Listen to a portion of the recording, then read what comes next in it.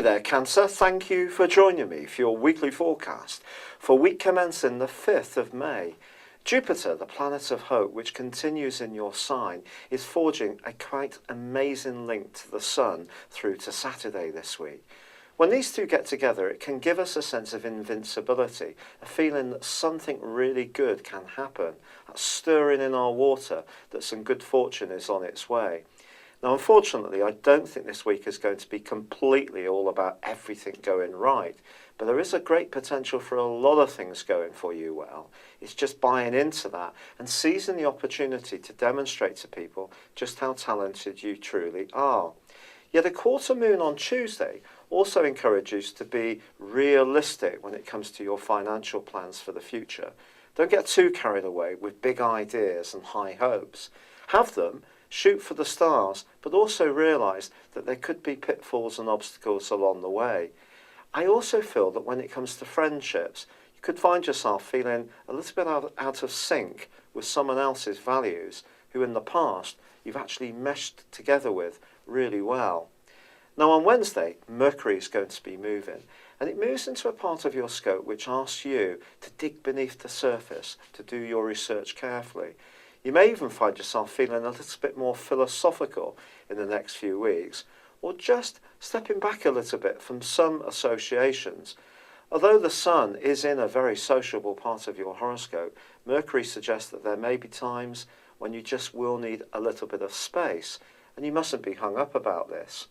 Now Venus, the planet of love, but also of money, is in a very visible part of your scope. Great if you're trying to make progress around your professional hopes.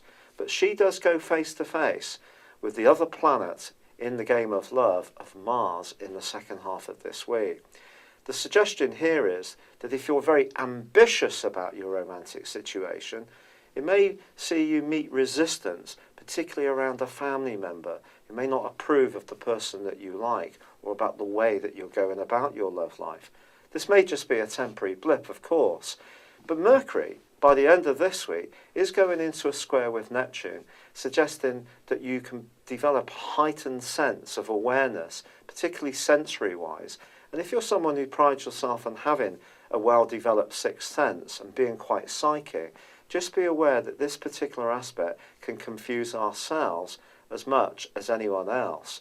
And if you're discussing any kind of contractual issue, particularly confidentially, be careful. Someone may not be as straightforward and as fair or even honest as you might hope. Finally, in the last few days of this week, the Sun does meet a challenge, and that challenge comes from Saturn.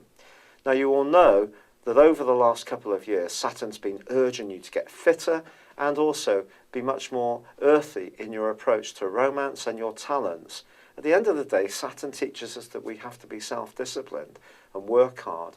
But if there has been a real boost around your social situation earlier in the week, you may feel that someone's feeling a bit pushed out, that you're enjoying an extra stroke of popularity, and you need to just be conscious of the politics that could creep up in one alliance. But as often is the case in astrology, even if one relationship starts to make way through another, you may need to just make the transition, and something could be coming into your world that's so much better.